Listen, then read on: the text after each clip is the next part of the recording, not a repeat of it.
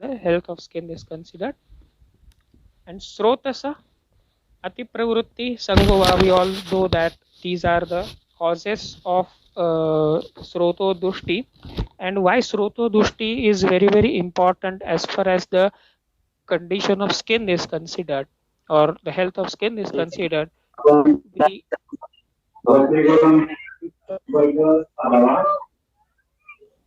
अरे ते बघतोय शोधते आता हे 2-3 ह्याच्यामध्ये पाडायचे आता 40 मधले. हा 40 मध्ये हा 45. हा ते चुकून आला लागला होता वाटतं काहीतरी आतमधून टच झाला असेल keyboard. Caller 78, kindly mute your mic. Hello. Okay, sir, you can continue, sir. Sorry for interruption, sir. ते खाली काय आपल्याकडे ऑलरेडी आहे ना तो नाही. as far as the Dhatu portion याच्यामध्ये आहे 3 मध्ये शिकतात तुम्ही. or the nutrition नव्हतं or the घेतला source आता of बघितलं Srota is considered, we have learned these two Nyaya called as Kedari Kulya Nyaya and Khale Kapote Nyaya in our first year BAMS. And Kedari Kulya Nyaya says that if the channel is far away, then the water will take time to reach that channel, or if the channel is obstructed, then the water will not reach to that particular part of the field. In same way, Khale Kapota Nyaya, if the destination of the bird is far away from the place from where they are picking up their food, then they will take a lot of time to reach over there.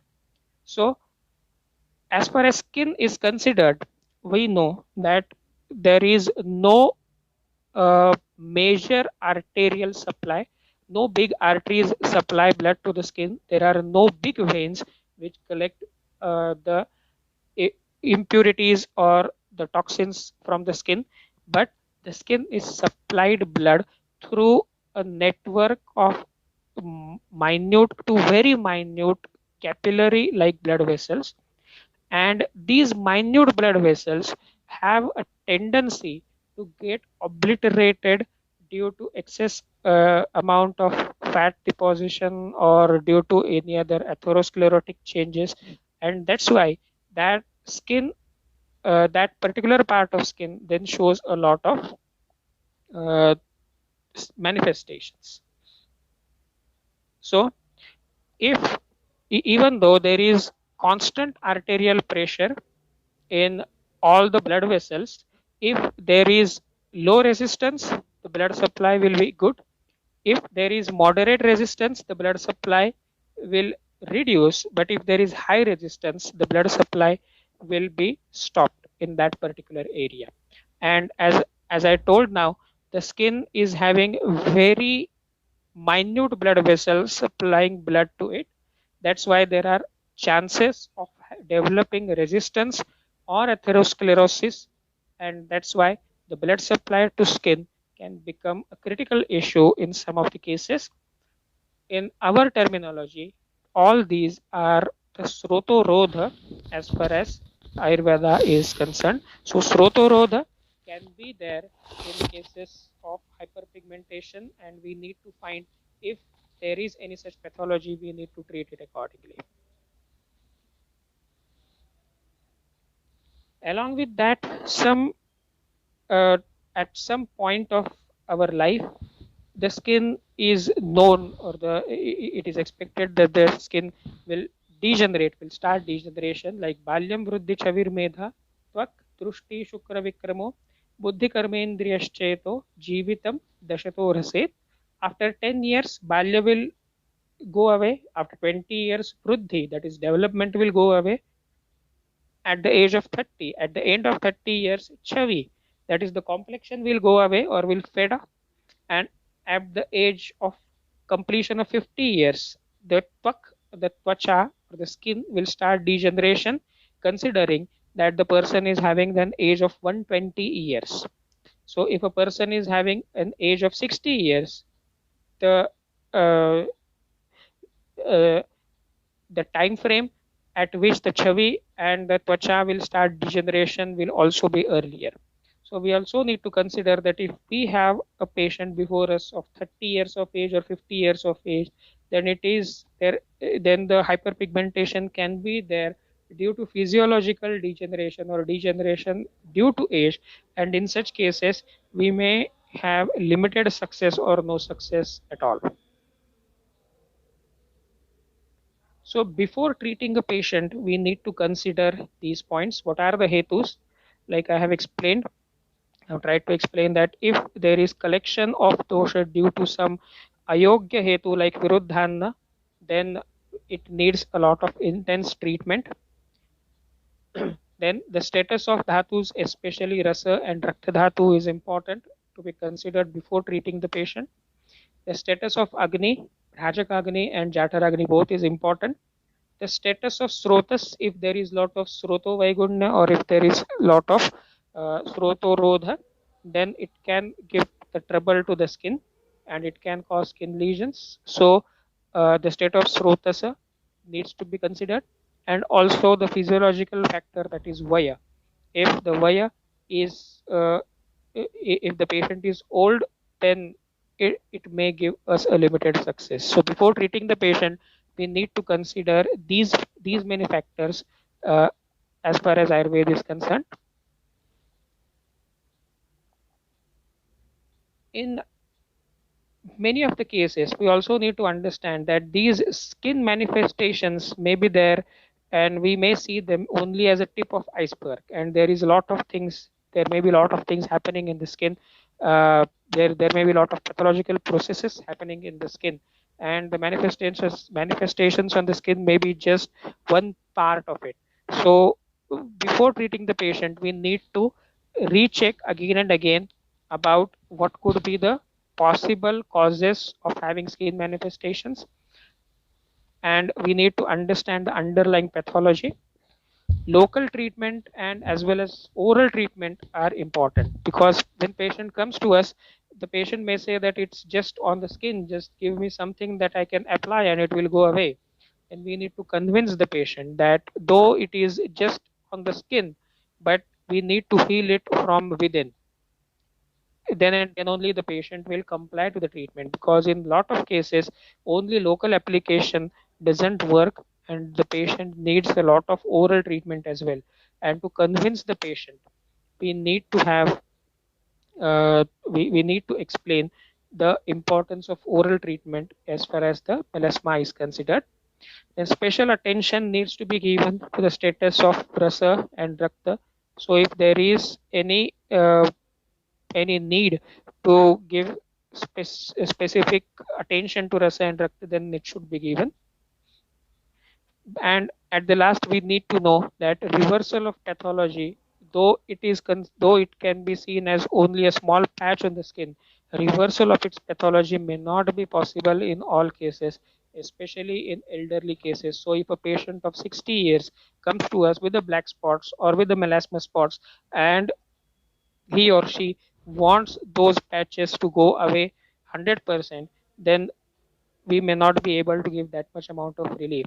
But if we communicate the same to the patient at the outset, that we will try our best, but these patches may not go 100% away, then the compliance of patient is good, and the patient actually accepts what is the fact. So when we plan our treatment, we need to give an attention to the status of agni. So if the agni is not working properly, if there is collection of ama, if then we need to focus on agni and give the treatment for correction of agni. If there is something related with the srotasa like srotorodha, then we need to give some treatment for reduction in srotorodha or to make the srotas patent again. If the dhatus are not good, if the rasa and rakta need some extra nutrition, then we need to give some treatment for improvement of rasa and rakta. And along with that, there is a role of local treatment.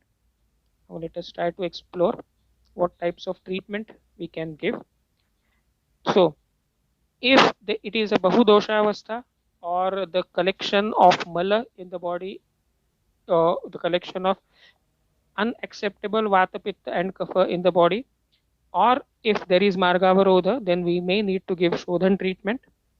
in cases where the dosha sanchiti is alpa, or the bala of patient is not allowing us to conduct any type of shodhana chikitsa, we may need to give shamana chikitsa. In cases where the bala of dosha is alpa, or if the melasmus lesions are due to the dominance of vata, or if it is the elderly case, if there is a lot of dhatukshaya associated with the appearance of melasmus lesions, then bruhana needs to be given to treat this type of disease.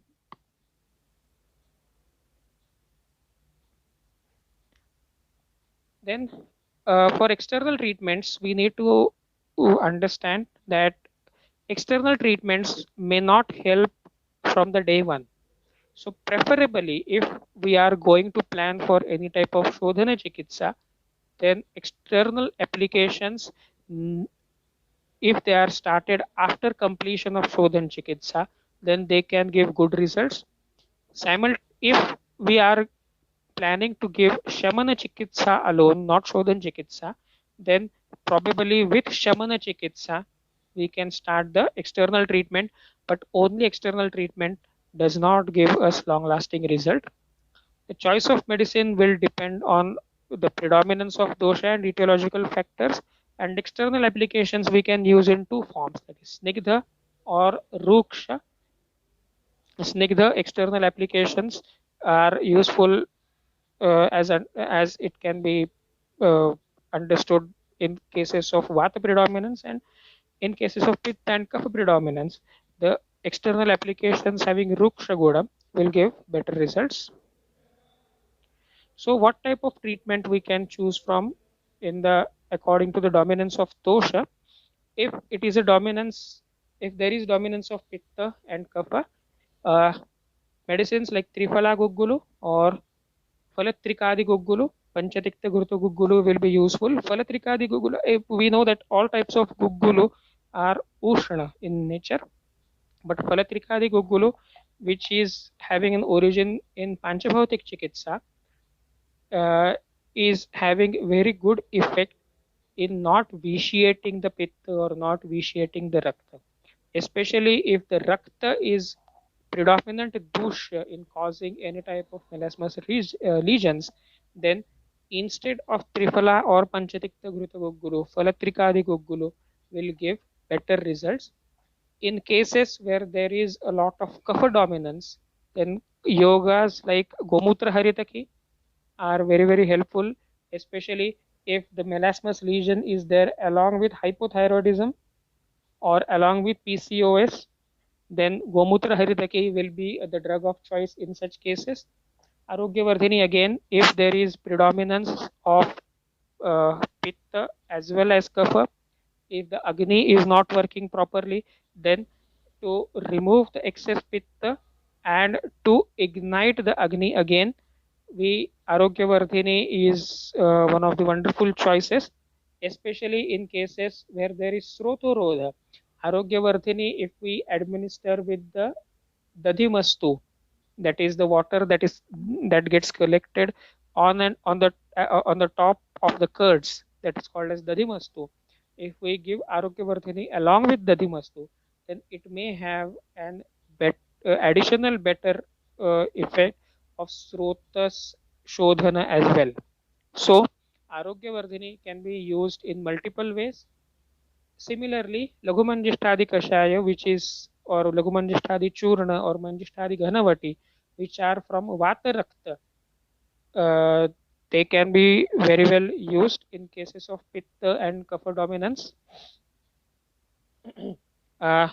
We know that in Samprapti or in the Samprapti of Vata Rakta, Charaka has clearly mentioned that why there is collection of Vata and Rakta, why the Rakta obstructs the Gati of Vata in Sandhis only. The Charaka has explained that Vakratvat Avatishtade, the arrangement of Srotas in Sandhis is so complicated that Rakta can easily obstruct Vata and cause pain and swelling like that. Similarly, if we compare the arrangement of srotas in skin. We have already discussed that the skin contains the blood supply or the uh, arterial supply from very minute vessels. So if those vessels are obstructed and those are giving skin lesions, those are manifesting as skin lesions, then yogas from a vata rakta can help a lot in as far as the treatment of such melasmus lesions or any other lesions are considered. Then Punarnava Mandura, which is also important as far as the Srotorodh is considered. If we want to go for Shodhana Chikitsa, in cases of Pitta and Kapha predominance, then Tiktaka group of Grutas like Panchatikta, Mahatiktaka Gruta, or especially the Arakvada Mahatiktaka Gruta, which is prepared in pharmacies from Kerala, is having a lot of good effect on all the types of skin lesions. Then if there is exclusively dominance of kapha or excess collection of vata, excess collection of pitta and kapha in the mala form, that is in unacceptable form, then krutas like panchagavya are having beneficial effects.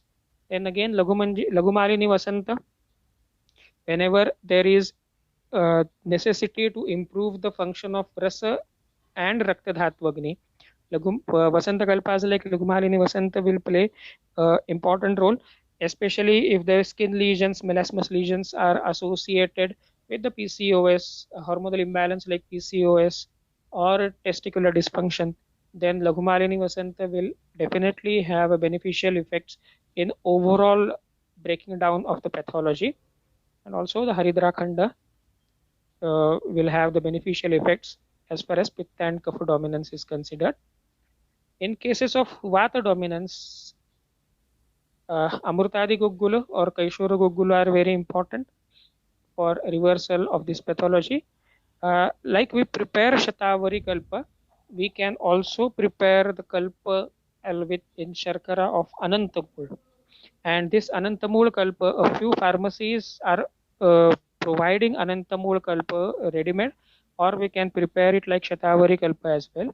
But this gives a very good effect in cases of Dhatukshayajanya melasmus or hyperpigmentation spots, or whenever there is dominance of Vata, this Anantamul Kalpa gives a nutrition to Rasadhatu as well as it conducts the function of Rakta Prasadana, and it can be beneficial in Vata dominance or in the cases of Dhatukshaya. Similarly, we have seen that these types of lesions are very well associated with the pregnancy or in the lactation. Then specific kalpa like Saubhagya Shunthi Paka, which takes care of Rasadhatu Agni, which takes care of Rasadhatu, and it helps in production of good quality of Rasadhatu, rather helps in improving the status of Rasadhatu. If we consider, if we undergo the ingredients of Saubhagya Shunthi Paka, we will find that it contains ingredients which can help in improving the digestive fire like Jatharagni, that can help in improving the Rasadhatvagni, and that can also nourish the Rasadhatvagni. So medicines like Saubhagya Shunthi Paka are very very useful in Sutika Avastha, especially dealing with the skin lesions in Sutika Avastha. So Saubhagya Shunthi Paka, there in Sutika Avastha there is Vata dominance, and this dominance of Vata and the Nissarata of Dhatus, which is happening due to the process of pregnancy and delivery. Uh, medicines like Saubhagya Shunthi Paka are helpful in improving the function of Agni as well as the status of Rasadhatu, and thereby it can have positive effect on the skin.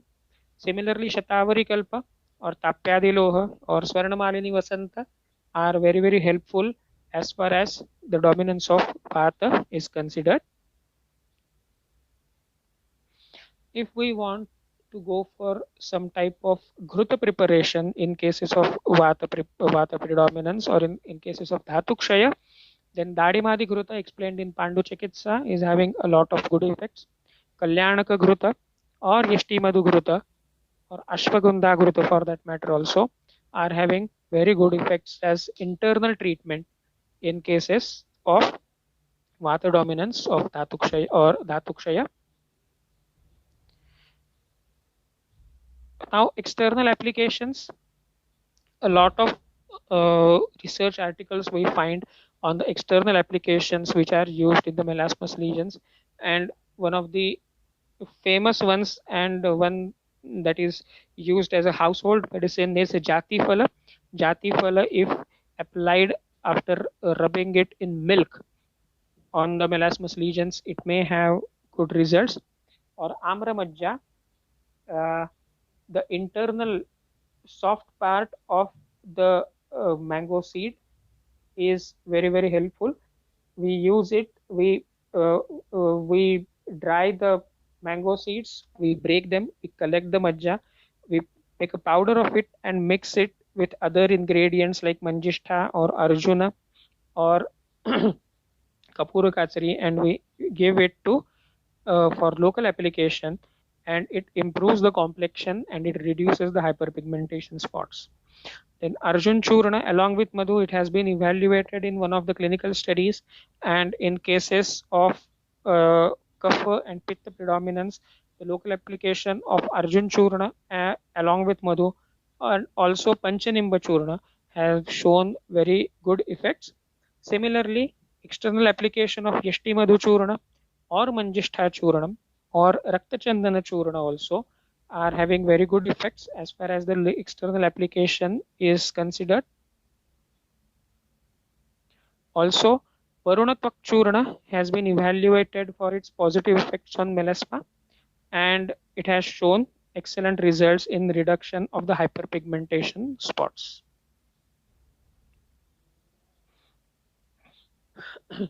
Along with that, for external application, Kumkumadi Taila is famous also, and it is having good results, is showing good results. Kumkumadi Taila is now also available as an ointment. So application of Taila or ointment is very important. It can be beneficial. Similarly, Shatadhavata Ghruta or Nimba Taila and Karanja Taila are also good as an external applications, especially if there is Srotorodha, especially if there is dominance of Kapha, then external application of Mahamaricha Taila can also be very helpful. What for all these types of external applications, what we need to instruct to the patient is that before any type of external application, the patient has to follow some steps like washing the face with normal water, cleaning the face thoroughly with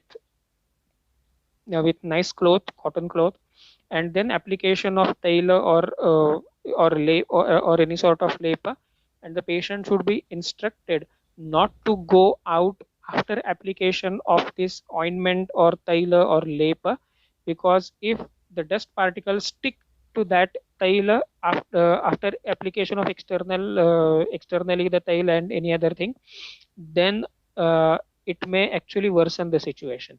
So the patient needs to be instructed not to go out anywhere, especially if the patient is applying any type of taila or ghruta. Along with that, local svedana on a daily basis or periodically can also help in cleaning the external skin or skin of the face, and that is how it can help in reducing the hyperpigmented spots.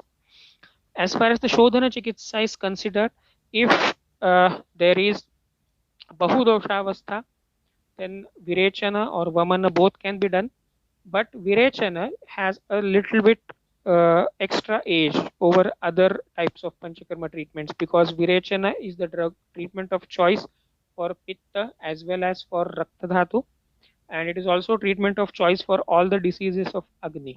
So Virechana can be important thing that we need to do, especially in the Bahudoshavastha or having in patients who have dominance of Pitta or Kapha. In these cases, before doing any type of virechana. Virechana, of course, needs to be done as an elective process after doing good amount of internal snehana and bahya snehan svedana. And for that purpose, especially the tiktaka gruta like aragvada tiktaka or mahatiktaka gruta are preferable over other types of gruta.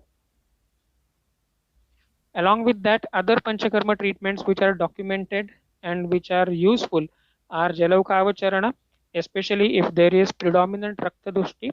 But we need to understand that Rakta Mokshana will give maximum benefits if it is administered after Shodhana treatment. So, before before applying of Rakta Mokshana, then there should be Koshta Shuddhi. The Koshta needs to be free from doshas so that whatever amount of Rakta Dushti is present, that can be evacuated with the Jalavakavacharana or any other type of Rakta Mokshana. Then Nasya, the Navana Nasya, especially in the dominance of Vata, if the skin of face is aging earlier, then the application of Navana Nasya with Bruhana Taila, that is Garaja Taila, or with Kshirabala Taila is important or gives good results, especially in the cases of hyperpigmentation patches, also in the cases of the hair loss. Then after the initial phase of treatment is finished and there is reduction in the melasmus lesions, then the treatment doesn't end there, and we need to give some good uh, treatment to avoid the recurrences. So according to doshic dominance, we may choose Dadimadi Gruta or Tiktaka Gruta for in a Shamana Matra for long run in such cases. So if there is dominance of Vata, we may ask the patient to take Dadimadi Kruta continuously for 6 months or for a year so that there is no recurrence. Similarly, if there is predominance of Pitta or Kapha, we may ask the patient to take Tiktaka Kruta in Shaman Matra for longer duration. Similarly, the kalpas like Anantamula Kalpa are helpful in maintaining the skin for long run. External application of any type of Siddha Taila or Siddha Malahara is useful. Then local Svedana, if done on a regular basis, helps to reduce the the skin ailments or to avoid the recurrence of the skin ailments. And Nasya, in long run, in Pratimarsha Matra, gives beneficial effects as far as the skin to avoid the recurrence of any sort of skin lesions or hyperpigmentation patches. So in nutshell, before we treat the patient, we need to know the depth of the samprapti. We need to know what pathological processes are happening and those are manifesting as a skin disease or just hyperpigmentation patches. We need to use the panchakarma procedures aptly, and whenever necessary we should not avoid using panchakarmas because panchakarmas will give effects and we may need to convince the patient for that. Apart from that, we need to convince the patient for taking oral medicines because the oral medicines really play a major role as far as reversal of the pathology is considered. And also we need to have in our mind some treatment to avoid recurrence because these type of skin lesions have a tendency to recur. So the patient may show relief initially, but the lesions may get aggravated in the long run. So treatment to avoid recurrences are also necessary. If we consider these facts in our mind while treating the patient, then the possibility of getting success will be much more.